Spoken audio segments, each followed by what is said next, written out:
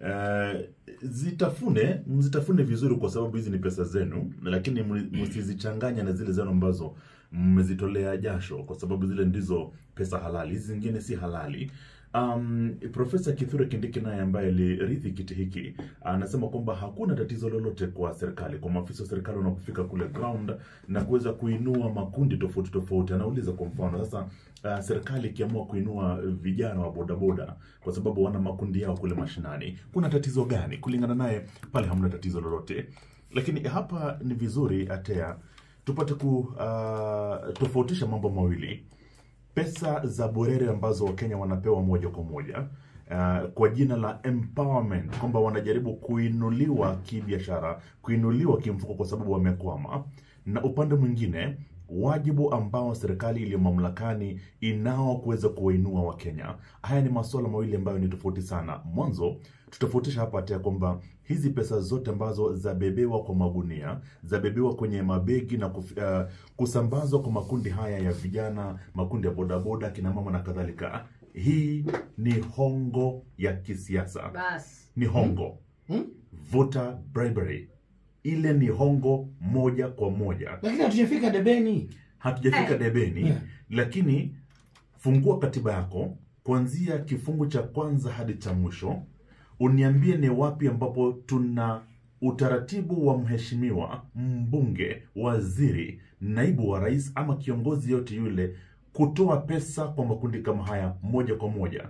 Nieleze ni wapi ambapo sheria yetu na katiba yetu yaruhusu wanasiasa, wawe ni hata mawaziri au yeyote yule, abebe pesa kwa begi, kina mama, bodaboda, watu wapige foleni, wasambaziwe pesa moja kwa moja.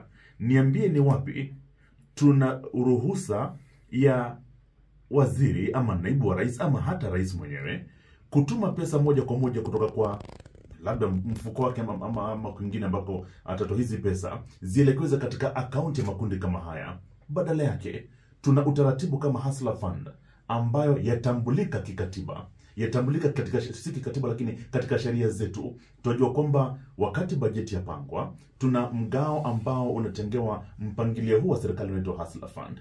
Hapo awali tulikuwa na hazina nyingine kama ile ya kuinua vijana, Youth Fund. Tulikuwa na Women Enterprise Fund. Tulikuwa na hazina kama hizi ambazo zilikuwa zatambulika kisheria. Mgao katika bajeti watengewa hazina kama hizi na zinapata kufikia hawa hiyo ni kina mama, iwe hata Inua Fund, Inua Jamii. Tunainua jamii, mpangilio ambao tunao na ni wa kisheria. Lakini huu ambao tunao sasa, hakuna njia nyingine ambayo unaweza kuelezea pesa hizi ambazo zagawiwa haya makundi moja kwa moja kila wikendi kutoka kwa wanasiasa binafsi mifukoni mwao. Hizi pesa zatoka wapi? Hizi pesa anayezitoa analenga nini? Kwa sababu hizi ni pesa ambazo asilimia kubwa za wafikia watu kutoka Mlima Kenya. Mbona za sambazwa Mlima Kenya? Mbona tusione zile pesa zikisambazwa kule maeneo ya Lamu? Mbona tujaona hizi pesa zikipelekwa Marsabit? Mbona tujaona hizi pesa zikipelekwa kule Kericho kutoka Jamila Mohamed? Hizi pesa zapelekwa katika maeneo ambayo ujumbe fulani wa serikali walengwa kwamba tungependa nyie mnaoonekana kuegemea upande wa opposition muingie upande wa serikali, na njia moja ya kuentice ndipo muingie upande wa serikali ni kuwapa pesa moja kwa moja. Ile sio voter bribery, zile sio hongo ambazo zatolewa peupe kama tuwaona. Inatoka wapi? Halijajibiwa. Pesa ambazo serikali inatumia inapaswa kuwa kwenye bajeti. Inapaswa kuwa inaelezewa, inafafanuliwa kwamba hizi pesa ambazo tunazotoa ziko mahali fulani kwenye bajeti. Jana kwenye kipindi cha Daybreak kwenye runinga ya Citizen, na yule Senator Sigei aliulizwa hilo swali, hizi pesa zinatoka wapi? Akasema msiniulize hizi pesa zinatoka wapi. Nikaona kwamba ni jambo ambalo halitaki lijulikane kwamba linatoka wapi. Umezungumzia hazina kadhaa. Ningependa kugusia hazina moja ya Hustler Fund kwa sababu juzi katibu wa wizara alielekea mbele ya bunge akisema kwamba wanataka shilingi bilioni 5 zaidi kuongezwa katika hazina ya Hustler. Na kama mnakumbuka wakati ambapo hazina ya Hustler ilipozinduliwa, ilikuwa inasemekana itakuwa ya kutransform lives, kubadilisha maisha ya wananchi. Ilikuwa inapaswa kuondoa watu katika hawa wanaitwa predatory digital lenders, wale ambao walikuwa wanawapatia pesa kwenye mitandao. Ilikuwa inapaswa kuwainua kiuchumi wale hustlers ambao wanaitwa hivyo. Lakini kuna wale wanauliza, je, kweli hii ilikuwa ni hazina ya kubadilisha maisha ama ilikuwa ni njia moja ya kutafuta kura? Je, ilikuwa inafichwa katika lugha ya tunataka kuempower watu, tunataka kubadilisha maisha yao, tunataka kuwasaidia watu? Kwa sababu unakumbuka wakati ambapo hazina hii ilizinduliwa katika hafla kubwa, na ilikuwa mojawapo ya mambo ambayo rais alizungumzia sana serikali hii ya Kenya Kwanza, akisema tutabadilisha maisha ya hasla kwa sababu ya kupitia hazina hii. Lakini angalia sasa mambo yalivyo. Chini ya miaka 2 tangu kuzinduliwa kwa hazina hiyo, zaidi ya watu milioni 10 wa Kenya wamedefault, hawajalipa. Na sasa serikali iko tayari ku write off shilingi bilioni 6 ya loan ambazo hazijalipa Hustler Fund. Na sasa wameelekea bungeni, wanataka wapewe bilioni 5 zaidi. Inamaanisha nini? Hizo fedha ambazo mlikuwa mmesema zitabadilisha maisha ya watu, mko tayari kuzitoa, watu hawajalipa. 6 billion zimeenda hivyo, na sasa mnataka kuomba bilioni 5 zaidi. Mnamaanisha nini? Kuna mipango gani? Kwa sababu hata kama alivyosema Lincoln, ni eneo moja kwanza linalengwa. Kama hii si campaign, kama hii si kutafuta wapigaji kura, ni nini haswa? Na mara nyingi nasema hapa hivi, mtu yote akiingia Kenya leo ambaye aelewe mambo yetu apata sema watu wanaenda uchaguzi wiki ijayo. Sababu viongozi wetu wa kisiasa, viongozi walioko mamlakani na wale ambao ni upinzani, kila weekendi wako katika eneo moja au lingine kuzungumza na wananchi. Juzi weekendi rais alikuwa Kibra, alielekea kanisani pale AIC, ibada ilipokwisha alikuwa nje juu ya gari lake pale akiwahutubia wananchi. Naibu wake anazunguka kila mahali hivyo hivyo akitoa ahadi na kutoa hizo fedha ambazo zinasemekana kuwa empowerment ipi? Kwa sababu kama mlikuwa na mipango kweli ya kuinua maisha ya watu, ingekuwa inafanyika katika taratibu inayofaa, na ingekuwa inafanyika katika maeneo yote nchini. Kila mahali kuna wanawake, kuna watu, kuna vijana, kuna watu wanaishi na ulemavu ambao wanahitaji usaidizi. Basi mwe na mikakati ambayo inaonekana peupe wazi, na iko na structure fulani, iko chini ya wizara fulani, na inasaidia watu kwa taratibu ambazo zinaeleweka, sio ikiholela. Odipo hasla wanabodaboda na kadhalika, ukiangalia pengine yale ambayo wanafanya, wanaweza kujitetea, serikali ikajitetea kwamba hii ilikuwa manifesto yetu, tulisema tutainua vijana, tutainua mama mboga, ule jamaa wa garage. La hasha. Mbona? Jana tuliweza kuzungumza na wakazi maeneo ya Nyandarua katika shajara yetu. Na nakumbuka mmoja wao alisema kwamba Profesa Kindiki amewapelekea milioni 5 na kila mmoja aliweza kupokea shilingi 3,000. Na wakasema kwamba hizi hela hakuna haja ya uwezi ziekeza, manake ni wengi, na hata ukiziweka mahali hazitawasaidia jinsi wangekusudia wafaidike kutokana na hizo hela. Na wakaamua kwamba wagawane hizo hela wafanye mambo yao.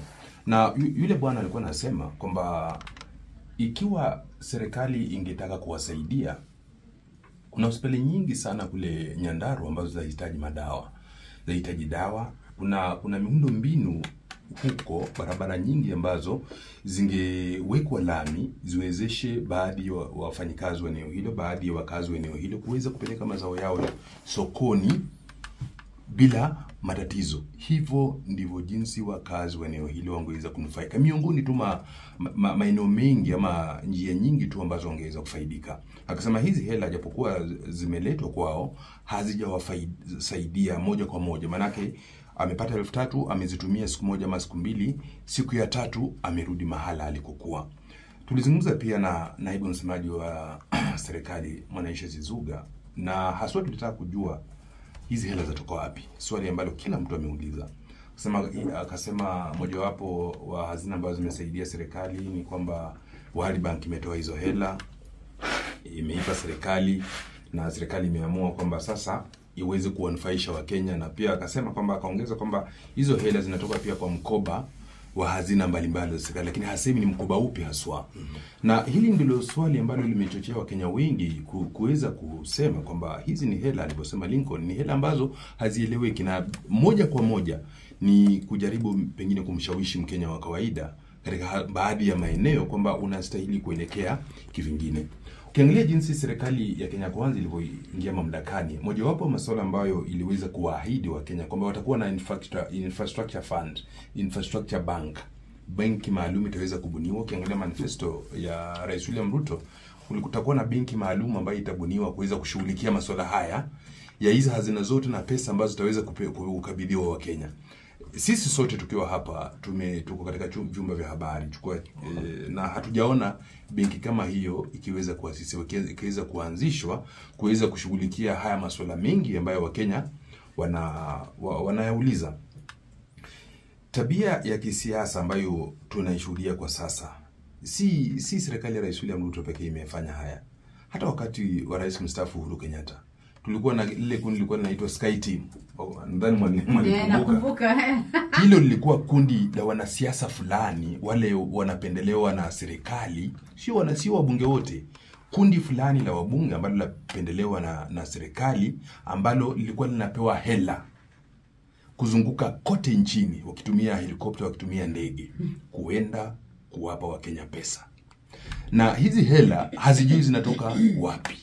Lakini kuna katika Wizara ya Interior kuna hela ambazo hukabidhiwa pale waziri, katibu, lakini Wakenya hawastahili kuuliza maswali hizo hela zimetumiwa vipi. Baadhi ya hizi hazina za aina hii hizo hazina ambazo zinatumiwa visivyo na serikali. Kuna mambo mengi ambayo serikali inaweza kufanya kumuinua Mkenya wa kawaida, lakini iwe ni kwa mpangilio ambao unaeleweka. Kuna kanuni ambazo zimewekwa kisheria. Tukitumia hela kwa njia hii ya kuweza kuchukua pesa na kuwagawa Wakenya bila mpangilio wote dhabiti, tutafika mwaka 2027 yule Mkenya yuko bado pale pale. Zile ahadi ambazo alipewa tutakuinua kwa njia moja au nyingine, ikiwa ni njia ambayo ina taratibu. Haya makundi yameandikishwa, manake wengi wao wanatuambia kwamba mnakusanywa tu naambiwa Profesa Kindiki atakuwa mahali fulani siku fulani. Sasa mjiorganize nyinyi wenyewe, mjipange, mje pale, hizi hela ziko hapa na lazima tuzichukue. Sasa kama huo ndio mpangilio, haya makundi hayajasajiliwa rasmi, ndio unaona kwamba baadhi yao wanasema tumepokea hela, tumepokea milioni 5, lakini kila mtu ameenda nyumbani na 3,000 na hazitusaidii. Maana hazitanisaidia kuinua biashara yangu jinsi inavyokusudia serikali, na baada ya siku 2-3 nimerudi mahala nilikokuwa. Je, hilo ndilo tunahitaji kwa sasa? Maana tunaendelea na mjadala huu. Kuna sheria ambayo inawapinga hawa, aidha wao maafisa wa serikali. Maana sasa Kindiki ni waziri, tumeona wengine wakiongoza hafla kama hizo kuchangisha fedha. Kisheria ni haramu hizi michango yote. Mwanzo tuna sera ya serikali ya sasa, sera ambayo alitangaza Rais William Ruto mwenyewe. Kwa sababu kuna yale ambayo huwa yameandikwa, kuna mengine ambayo serikali huwa inatoa kama mwongozo. Wakati vijana waliingia barabarani, Gen Z, July mwaka uliopita, miongoni mwa malalamishi yao yalikuwa kwamba tuwaona matumizi ya pesa vibaya, tuwaona wanasiasa tulionao wakiingia kwenye sehemu zetu za ibada wakiwa na shilingi milioni 20 kwa mfano zatolewa kwetu kama madharau, yani kutuonyesha namna tulivyo na hela zaidi. Vijana walikuwa wanapinga anasa serikalini, walikuwa wanasema kwamba hatuelewi ni kwa njia gani mbunge ambaye mshahara wake ni shilingi 700,000 hivi 800,000, lakini kila siku ya Jumapili afika kanisani na kutoa mchango harambee ya shilingi milioni 20. Wikendi hii, wikendi ijayo, wikendi ile nyingine, hizi pesa zatoka wapi? Vijana wakateta sana, na rais peupe kutoka Ikulu kasimama na kusema kwamba serikali yangu sasa hivi nimetoa marufuku kwa afisa yeyote wa serikali kutoshiriki harambee yoyote ile popote pale hapa nchini Kenya. Majuma kadhaa baadaye mwenyewe, hakuna mtu ananizuia kuchangisha. Mwenyewe ndiye alikiuka agizo lile moja kwa moja. Lakini hata kando hata na sheria, ni vizuri hata Wakenya wanaopokea hizi pesa wajiulize, ni mwanasiasa yupi huyu ambaye atafika kwenye benki yake atoe shilingi milioni 20, afike kwa ground na kuzisambaza kwa wananchi moja kwa moja? Anazisambaza kwa sababu gani? Ana nia gani? Profesa Kithure Kindiki ametoa mfano pale kuhusu wahuduma bodaboda. Mwanzo hawa ni rahisi kuwafika kwa sababu wana makundi yao, wamejisajili katika makundi tofauti. Anauliza, kuna kosa gani maafisa wa serikali wanapofika kule kuinua viongozi ama kuinua wahuduma bodaboda? Lakini upande mwingine Odipo anapozungumzia waliokabidhiwa shilingi 3,000 kila mmoja. Unajua Wakenya wenyewe wanao uwezo wa kupata hizi shilingi 3,000 rahisi zaidi kuliko kumsubiri mwanasiasa aje weekendi kuwagawia.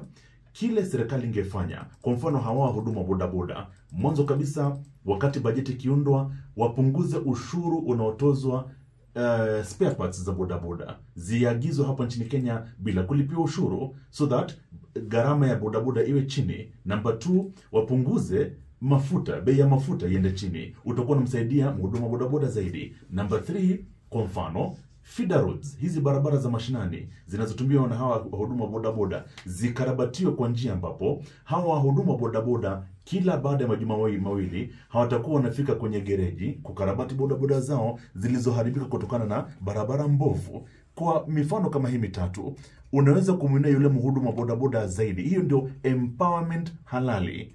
Kumpatia mhuduma bodaboda shilingi 1,000, atazitafuna leo, kesho hana. Kazi gani hii? Tunatumia kwa Kiingereza, you are flaunting your wealth. Na jinsi ambavyo ulipata hizo hela, tunaibua maswali mengi, kwa sababu kama mshahara yako ni hii na ndio unaweza kuwa na biashara na nini, but still kwa nini unatuonyesha? Kwa sababu uko nayo, unataka kila mtu ajue uko nayo, lakini kiasi idadi kubwa ya watu hawana, na tulikuchagua uende kututetea. Ndio maana hata watu wanakasirika. Juzi walikuwa wanauliza kwa nini wananchi wanasherehekea pengine viongozi wao wakipatwa na msiba.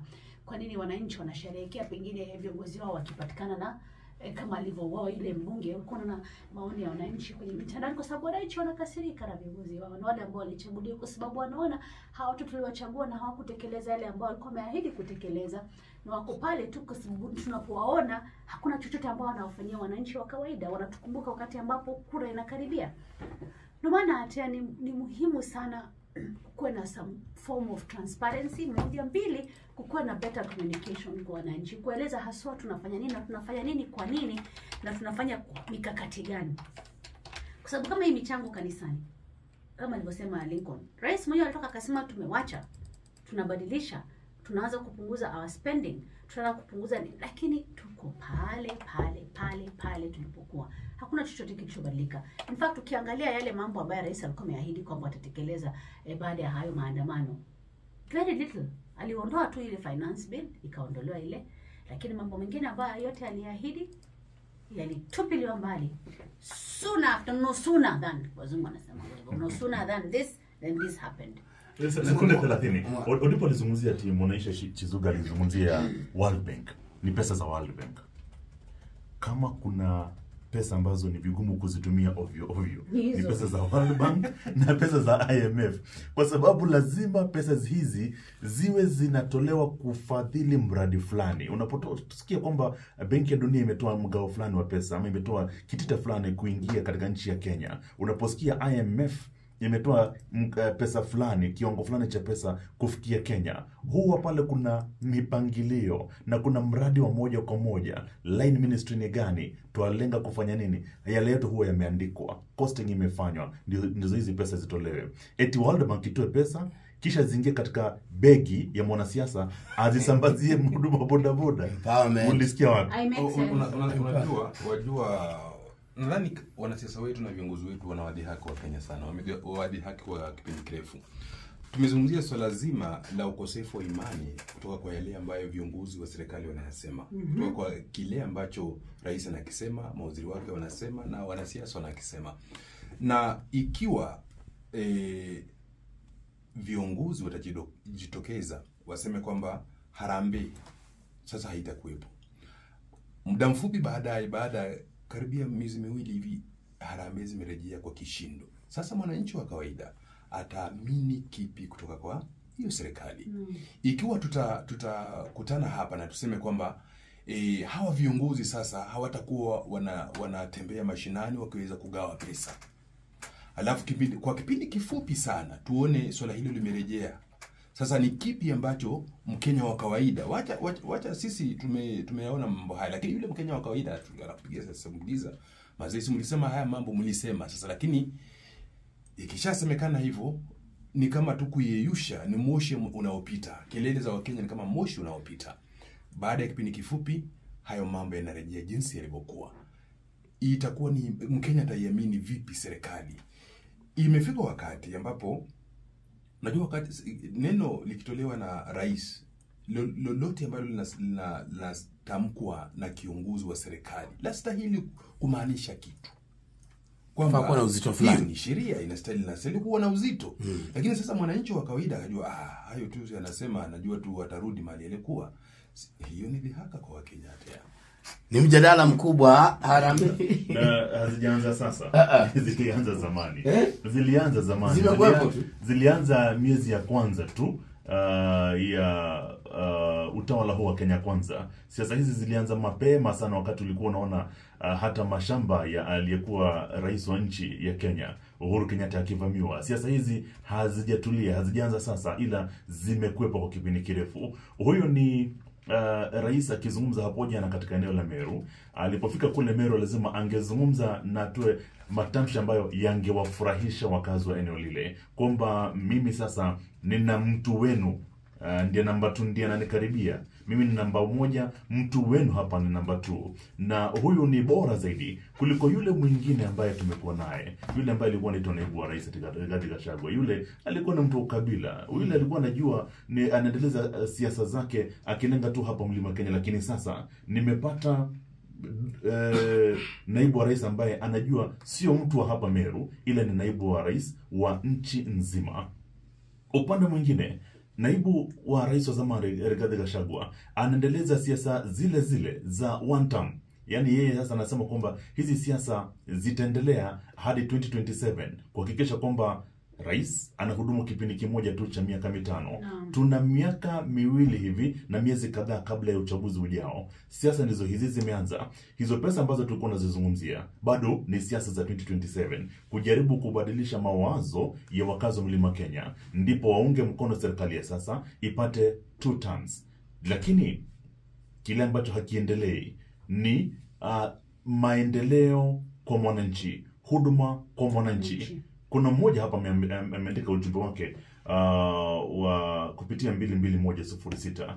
Auliza, hawa wameshindwa kulipa mitihani kwa shule na huku wakijidai kupeana pesa kwa vikundi tofauti tofauti. Fanuel kutoka Bunyore, kulingana naye, ana wasiwasi sana anaposikia kwamba kwenye bajeti ya 2025-2026 hamna pesa ambazo zimetengwa kulipia mitihani. Sasa macho ya wanasiasa yakiwa 2027 Agosti 10, macho ya Wakenya yanaangalia maisha ya leo. Ni mambo yapi yamekoma leo na sio yale yatakayofanywa 2027? Ni kwa nini maisha yangu ni magumu? Ni kwa nini mipango ya serikali sioni kama inanifaidi? Hivi tuna mitazamo miwili. Wakenya wanataka huduma za moja kwa moja, kuinuliwa kimfuko moja kwa moja, wapate kupata kitu mfukoni. Lakini wanasiasa tulionao, both kutoka upinzani na wale walio katika serikali, macho yao yalenga vile watahifadhi viti vyao katika uchaguzi mkuu ujao. Nikiongezea swala hilo la Lincoln tena na Jamila, ikiwa kama serikali tumekosa kulipia gharama ya mitihani, na Capitation News hata tumesikia kwamba shule moja ilipokea shilingi 87 peke yake katika kaunti yake. Nadhani sisi ama yeyote anayesimamia wizara hiyo, kama ingekuwa katika serikali nyingine inayojali maslahi ya raia wake ama vijana wake ama wanafunzi ambao wako shuleni, ingekuwa tu ni ajiuzulu. Kivipi ambapo shule inaweza pokea shilingi 87 kusimamia ratiba yake kwa mwaka mmoja?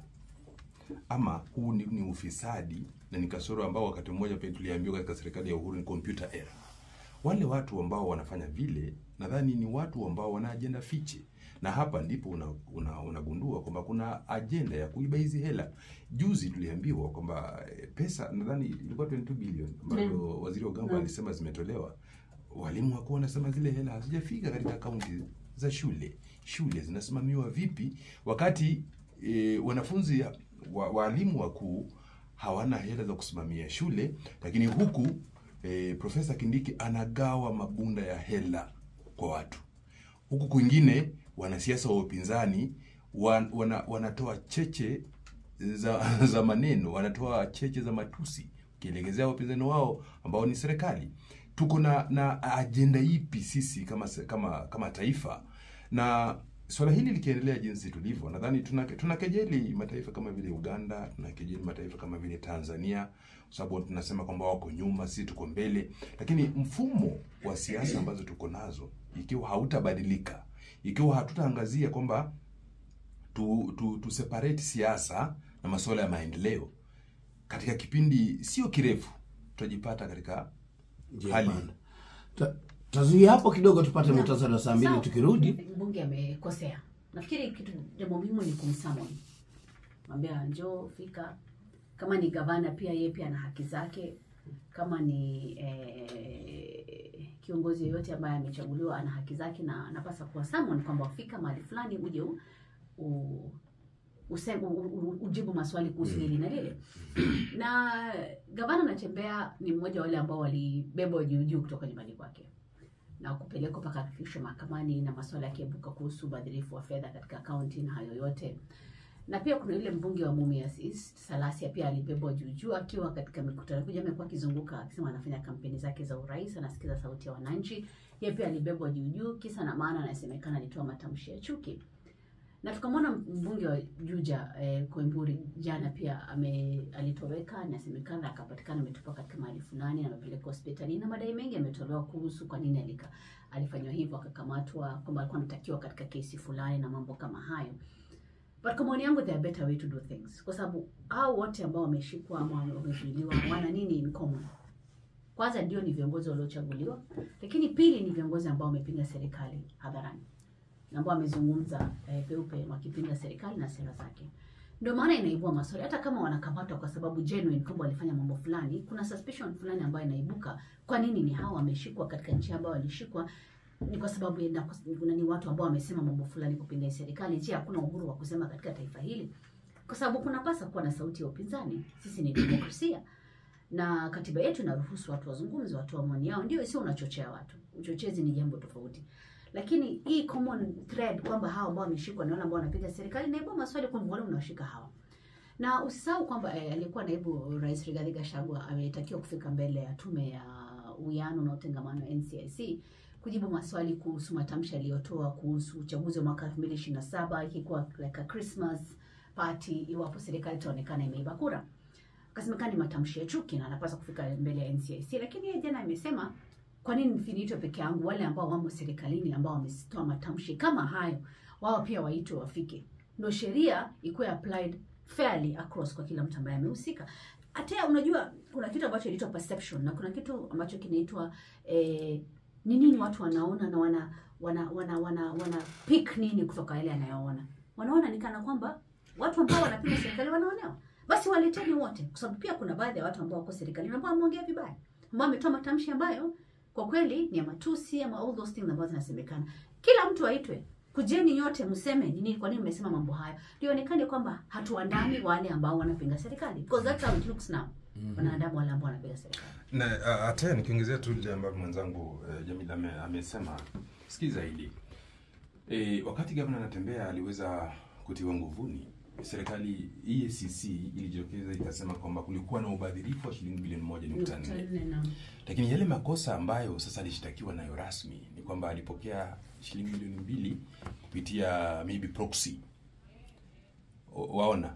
Sasa na huyu ni kiongozi ambaye amesimama hadharani akikemea baadhi ya masuala ambayo Rais William Ruto ama serikali ya Kenya kwanza ameweza unamharibia jina kwanza kwa kusema kwamba ameiba kiasi fulani cha pesa ambacho ni hela nyingi machoni mwa Kenya. Bilioni 1.4 ni hela nyingi sana. Lakini sasa wakati unampeleka rasmi mahakamani, kiasi cha pesa ambacho unamshtaki nacho ni kiasi cha chini mno. Na huyu ni kiongozi ambaye anaonekana kwamba anaegemea upande wa upinzani. Ni kipi ambacho, taswira ipi ambayo unaichora machoni mwa Kenya? Namba moja. Pili, nadhani viongozi wa upinzani wana kila sababu ya kuwa na wasiwasi. Maanake siasa za mwaka 2027 ndipo sasa zinapangwa. Na jinsi siasa za mwaka 2027 zinavyopangwa, mlima tayari umeonekana kuwa telezi. Na kila kitu tumesema hapa awali kwamba kila kitu kinaonekana kulenga mlima. Manake kura ambazo na Gachagua kila mara anamkumbusha tulikupatia 47%. Tulikupatia 47%. Kura zetu 47% uko nazo. Na hizo sasa inaonekana ni kana kwamba hizo kura hata kama rais atazipata, lakini hazitakuwa zile za kumridhisha ama za kuziba mkoba wake kuhakikisha kwamba anarejea Ikulu mwaka 2027. Yale mawimbi ya kisiasa ambayo kwa sasa yanavuma katika eneo la magharibi mwa nchi yanaonekana kuwa tofauti. Pengine huenda eneo la magharibi likatembea na natembea. Na ikiwa natembea hayuko katika upande wa serikali, bila shaka Rais William Ruto ana kila sababu ya kuwa na wasiwasi. Ndiposa unaona kwamba viongozi wa upinzani utaona wako na kesi moja au nyingine. Hii ni mbinu ambayo imetumiwa miaka nenda miaka rudi. Sio tu serikali ya Rais William Ruto, hata rais hayati Mzee Moi alitumia hii mbinu. Hata rais mstaafu Uhuru Kenyatta tuliona kina Gachagua wenyewe wakilalamika kwamba mradi walianza kumunga mkono William Ruto wakati huo akiwa naibu rais, waliandamwa vibaya sana. Na demokrasia usemi ikiwa kwa mfano Kamkete anasema kwamba sisi tunatoka ile kaunti ya 24 years, wakifanya hivi tutafanya hivi. Rigathi na kila sababu ya kusema kama umeniita ulipo. NCIC ni shirika la umma linafadhiliwa na mkoba wa serikali. Kama ni shirika linalofadhiliwa na mkoba wa serikali, mbona mimi niitwe na yule hajaitwa? Mbona huyo alisema hata rais Sudi akisema kwamba hata rais ikiwa kura hazitatosha tutaongeza, tutakarabati. Hayo ni matamshi ambayo bila shaka kwa demokrasia yoyote ile ambayo inaenzi mifumo yake, misingi yake, mihimili yake ya uongozi, ni matamshi ambayo yalistahili kukemewa na taasisi kama NCIC. Ndipo napozungumza kuhusiana na kunyamazishwa kwa viongozi upinzani, badala ya kunyamazishwa wafanywe maarufu zaidi. It's working against what the government would want. Kwa sababu gani? Rais William Ruto sasa hivi yu mamlakani. Miongoni mwa makosa aliyofanya mtangulizi wake Uhuru Kenyatta ni kumhangaisha yeye William Ruto kama naibu wa rais na kuwahangaisha waandani wake wote. Gavana yote kama anavyosema ndipo ambaye alikuwa anaonekana anaegemea upande wa naibu wa rais wakati ule William Ruto alikuwa anaandamwa sana. Wabunge walikuwa wanaandamwa sana, na ndio maana tukawa na malalamishi mengi sana dhidi ya Kibisho, dhidi ya Matiang'i, dhidi ya DCI, tunahangaisha sijui na KRA na kadhalika. Sasa victim mental ile walijitokeza na kusema kwamba kwa sababu tuhangaishwa sisi viongozi ambao tupinga serikali, tungependa nyinyi wa Kenya mtuchague. Na naibu wa rais wakati ule William Ruto alifanikiwa sana wafanya wa Kenya waamini kwamba kwa hakika wale wanahangaishwa, na wakapata kura nyingi zaidi. Sasa wale viongozi ambao wako mamlakani sasa chini yake Rais William Ruto wanapohangaisha sasa wale ambao ni wapinzani wa serikali, anapohangaishwa George Natembeya, natumai kila mmoja aliona umati ambao ulikuwa hapo jana wakati George Natembeya alifika sio katika eneo lake la Trans Nzoia pekee, lakini alipita na kuingia hata katika kaunti jirani, kaingia pia Kakamega. Kabla ya George Natembeya kukamatwa, umati ambao aliupata hapo jana hangeupata kama angekuwa amekamatwa. Waelewa kwamba wanapowindwa zaidi, wanapotafutwa zaidi, wanapokamatwa ndo waongezeo maarufu zaidi. Na ndio maana nilikuwa nasema kama kuna picha alikuwa anaitafuta sana George Natembeya, ni picha yake kama amefungwa pingu, kama ameinua mikono yote miwili hivi akiwa na pingu mkono, kwa sababu ile ni picha nzuri sana yauza kisiasa. Kwa sababu tunazungumza siasa, yauza sana kisiasa. George Koimburi, masaibu yake sasa hivi ambayo yamuandama baada ya kutishia kukamatwa siku ya Ijumaa, kisha kakamatwa siku ya Jumapili baada ya kuingia katika kanisa fulani kule Mogodha, kakamatwa na watu wasiojulikana, na baadaye hapo jana asubuhi akapatikana katika shamba la kahawa na asubuhi na mapema. Sasa hivi tunapozungumza angali amelazwa katika hospitali moja hapa Nairobi. Baada yake sasa kupitia masaibu yote haya akawa na mkutano kule Juja, atapokelewa kama shujaa. Na tuliona pia hapo jana baadhi ya wakazi wakifunga hata barabara wakisema mbunge wetu aachiliwe. Hivi labda serikali inaposema kwamba yalenga kuwanyamazisha wale ambao waikosoa, upande mwingine huenda inawajenga hata zaidi. Haya, jadala wa Jambo Kenya. Je, viongozi wa upinzani wanaonewa? Stamp. stakabadhi ambazo ni official. For instance, katiba ilipokuwa inakuwa inazinduliwa, ilipokuwa inakuwa promulgated mwaka 2010, nakumbuka ukiona ule muhuri mkubwa uko pale umekuja kustamp. Na hivi majuzi chini ya serikali hii sijui nini ilikuwa inakuwa stamp, wala sikumbuka. Ilikuwa na stamp nafikiri kufanywa kwa Eldoret kama mji. Kufanywa kwa Eldoret kama kwa jiji sasa walitumia ule muhuri. So Wakenya ambao wanaweza kukumbuka so wana visualize kama muhuri ndio huo. Na ni kubwa, ni sio kama stamp ile ya kawaida uko na, kwa sababu ina uzito fulani. Na kisheria inapasa kuwa katika afisi ya AG, Attorney General. Kwa sababu yeye ndiye custodian, yeye ndo wakili wa serikali na custodian na mambo kama haya. Lakini kama ulivyomsikia hivi majuzi, ilikuwa Jumatatu nafikiri wiki jana, msemaji wa serikali Isaac Mwaura akisema kwamba public seal imekuwa transferred from the Attorney General office to afisi ya mkuu wa utumishi wa umma. Akisema it was done according to the law. Law gani? Alipoulizwa ni sheria gani public participation ilifanyika nini, huo mswada ulipitishwa nini, alishindwa kusema. Alisema it was passed recently, nakumbuka akisema hivyo. Lakini alipoulizwa kwa nini wananchi hawajafahamishwa kuhusu hayo, akasema kwamba sheria ilipitishwa na mambo kama hayo. Then siku kadhaa baadaye anatokeza kusema kwamba hapana, hiyo public seal kwa afisi ya AG, hiyo sheria ambayo alikuwa anataja hakuna, hayo ambayo alikuwa akiyasema hayapo. Lakini hata kuna wale ambao wanasema pengine alisema ukweli mara ya kwanza aliposema kwamba kitu imehamishwa haiko pale ilipo. Ndio akaambia wewe, mbona umeenda umefichua siri? Nenda pale ucorrect. Ucorrect uliyosema. Ndio maana hata watu wanaibua maswali like why would he say something like that out of nowhere? Sababu kisheria najaribu kumbuka, yes, ni section 28A of the Office of the Attorney General Act and Article 9 of the Constitution of Kenya 2010 inasema kwamba the public seal remains with the Attorney General. Sheria inasema hivyo. So it shouldn't be an issue that ni kitu ambacho anaweza kwenda kusema katika press conference kama msemaji wa serikali kwamba imehamishwa kwa sababu sheria ilipitishwa bungeni. In fact aliambia wanahabari pale, angalieni Hansard.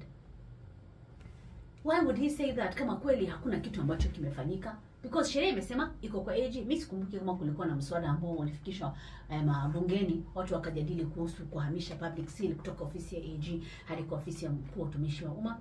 In fact, what made it worse ni kwamba alipokuwa na clarify siku hiyo ya pili, a few moments later, alianza kuwalaumu wanahabari. Akisema kwamba ni misinformation, the media's fault. In fact, alisema hivi, and I'm quoting him, "We want to tell media houses to verify their facts before they publish. I think that is what created the momentum. So withdraw and clarify that." Sangapi sisi tulibadilisha maneno kwa sababu tulireport aliyosema. So ni kama mwenendo umefika kwamba tafuta watu wa kulaumu, hawa media wako hapa, laumu hawa. But clearly there is something in it. Nilisema weka taya gari ipite. Weka na kusema choka mtu. Taya na Lincoln na Jamila, unajua muhuri wa umma ni muhimu sana kwa serikali. Kwa nini? Kwa sababu huu ndio muhuri ambao huidhinisha na kudhibitisha kwamba serikali imeweza kutekeleza baadhi ya masuala fulani kisheria. Kwa mfano, Wakenya wengi wameuliza maswali kuhusiana na mikataba ambayo taifa imeweza kuingia na mataifa ya kigeni. Mikataba ambayo sisi kama taifa tutalipia mabilioni ya dola za Kimarekani kuweza kuilipia kwa kipindi kirefu zaidi. Wakati kama huo, muhuri wa serikali hutumika. Manake kama tumeingia mkataba wowote wa ujenzi wa reli kwa mfano, muhuri wa serikali unatumika pale, manake serikali ya China inahitaji dhibitisho kwamba hakika hii ni seal of approval kutoka kwa serikali na kwamba hizi hela zitalipwa kwa kipindi fulani. Lakini mwanasheria mkuu anastahili kuwa na ule muhuri. Kwa nini? Yeye ndiye mshauri mkuu wa serikali. Yeye anadurusu yale ambayo yameandikwa katika ule mkataba ili aweze kufahamu na kuwajuza Wakenya na kuishauri serikali kwamba hii sheria na huu mkataba una manufaa kwetu kama taifa. Kwamba huu mkataba tukiingia katika maelewano haya hautatudhuru.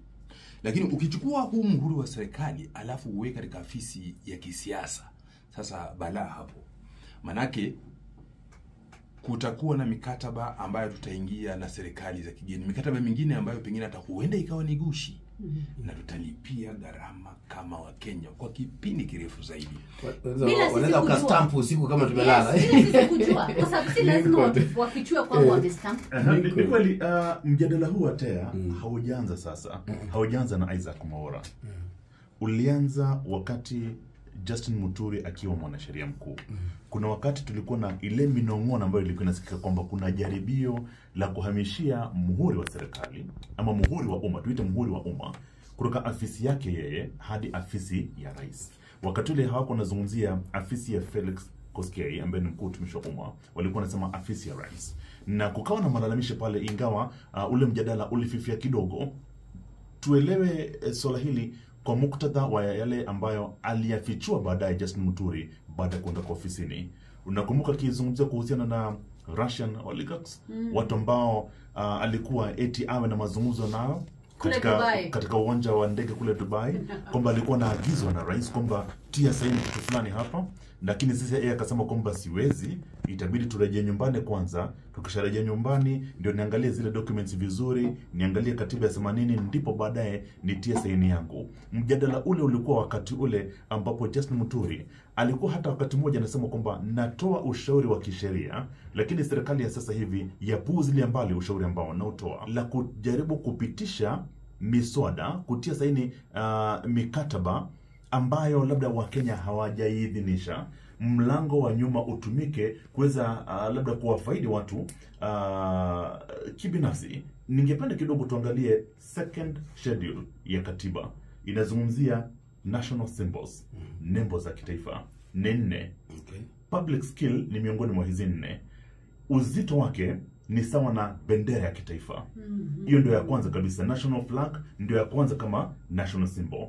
Number 2 ni national anthem, wimbo wa taifa ambao waimbwa kila sehemu, wimbo wa taifa ambao waimbwa hata wakati kuna mashindano ya riadha ya kimataifa. Tukipata dhahabu, wimbo wa taifa unaimbwa, bendera ya taifa inapeperushwa. Uzito ule ule ndio wapewa public seal, ndio nembo ya 3. Na pia kuna coat of arms, ile coat of arms ile ambayo huwa na simba wawili, mkuki, ngao na jina Harambee pale chini. So ni hayo, ni hizo symbols 4: public seal, coat of arms, national anthem na national flag. Number 2, ukiangalia uzito wa afisi ya mwanasheria mkuu, hauwezi ukaulinganisha ule uzito na afisi ya mkuu utumishi wa umma. Kwa sababu gani? Kifungu 156 cha katiba kinaelezea majukumu ya mwanasheria mkuu. Yaani ametengewa kifungu chake kwenye katiba. Hata kumuondoa kazini kuna special sabia. Akielezewa majukumu yake ni gani na kadhalika. Nieleze kwenye katiba ni wapi tuna kifungu ambacho kinaelezea majukumu ya mkuu utumishi wa umma. Cabinet, kifungu 152 kwa mfano. Cabinet inaelezewa kuwa na wanachama kadhaa. Miongoni mwa wale wanachama ni mwanasheria mkuu. Yaani ameelezewa pale peupe kwamba mwanasheria mkuu sio Muturi, sio Dorcas, sio Profesa Githumu Muigai, lakini mwanasheria mkuu ambaye anasimamia ile afisi anafaa kuwa miongoni mwa wanachama wa cabinet. Angalia masuala ya usalama, lile baraza kuu ambalo lafanya maamuzi ya kitaifa kuhusiana na usalama wa nchi, chini yake Rais William Ruto. Pia pale ndani miongoni mwa wanachama ni nani? Ni mwanasheria mkuu. Katika hiyo mifano ambayo nimeitoa, hautapata jina la mkuu wa utumishi wa umma. Hivi kuhamishia muhuri wa umma kutoka afisi ya mwanasheria mkuu hadi afisi ya Felix Koskei, lazima Wakenya wajiulize maswali mengi sana, kwa sababu ile ni afisi ya mwanasheria mkuu yatambulika sana na yategemewa kuchapa kazi yake bila kuegemea upande wote ule wa kisiasa. It's a problem. No, tumesikia. Kuna hata tulikuwa tujui kuna muhuri wa Kenya. Sasa wamejua. Na Wakenya walijua kwamba kuna muhuri. Remember, it is not government seal. Public seal. Ni muhuri wetu. Hauitwi muhuri wa Kenya. Sio serikali. Si muhuri wa serikali. Asante. Sasa tunapaswa kumsikia mwanasheria mkuu. Azungumza tuambie yeye ana muhuri ama muhuri uko tena. Ndio hapa katika ofisi yangu ndio hii hapa. Okay. Unajua Huwa tunaongea tu alafu vitu zinanyamaziwa na inaenda hivyo. Yeah, aseme ndio ya So mwanasheria mkuu atuambie ana muhuri ama muhuri uko State House. Ndani ya Jambo Kenya nikimaliza. Radio Citizen. Radio number 1.